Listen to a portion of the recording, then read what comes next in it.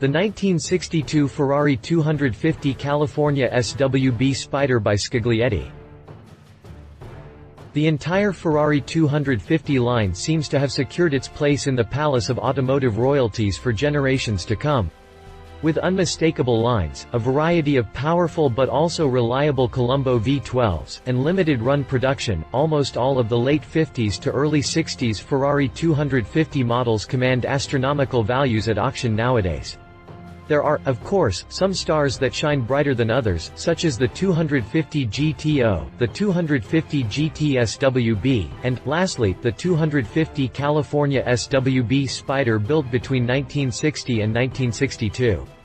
This is one of those short-wheelbase California Spiders but, despite its originality, it lacks the aura of the ex-Alain Delon barn find that sold for $18.5 million 4 years ago. Besides the fact that Alain Delon once owned and thrashed that particular 250 California SWB Spider, what made it even more desirable were its covered headlights. Amazingly, the more sought-after variant is, actually, the one Ferrari made more of. A total of 37,250 California SWB Spiders left the factory with covered headlights and just 19 were optioned without the glass over the twin circular headlamps.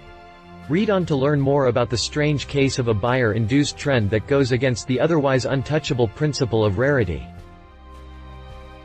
1962 Ferrari 250 California SWB Spider by Scaglietti. Exterior.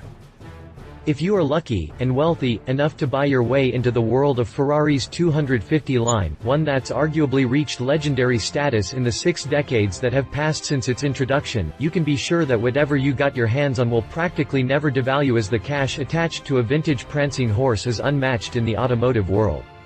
Discerning collectors are willing to throw many millions in the direction of just about any Ferrari 250, although some models are more coveted than others. The undisputed king of the 250 series is, undoubtedly, Ferrari's championship-winning Grand Touring race car for the road, the unmistakable 250 GTO. The 250 California, however, is also among the favorites, with the short wheelbase version more desirable than the original, long-legged, LWB version. The California Spider, as its name suggests, was designed for the American market. On the West Coast, Californian Ferrari dealer and racer John von Neumann was receiving requests from well-to-do customers for a fast, open-top Ferrari that could easily tackle downtown LA, the Mulholland Drive, and, if necessary, the nearby Riverside Raceway.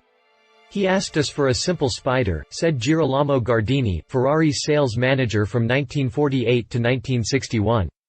At the time, in the late 50s, the only open-top Ferrari 250 was the racing thoroughbred with those famous red cam covers known as the Testarossa. While the Testarossa, just like any sports car that raced in the World Endurance Championship at the time, was road legal, it wasn't really usable on the street. It was as docile as a K9 police dog ordered to attack and as loud as a 70s metal band at full chat, although Ferrari connoisseurs would argue the Colombo V-12s soundtrack is closer to a symphony. A friendlier alternative was needed, and that's precisely what Ferrari readied up for 1958, without forgetting to add some racing pedigree to the new Spider, or Spider, however you want to call it. The Ferrari 250 line, whose roots can... To read the full article, check the link in the description.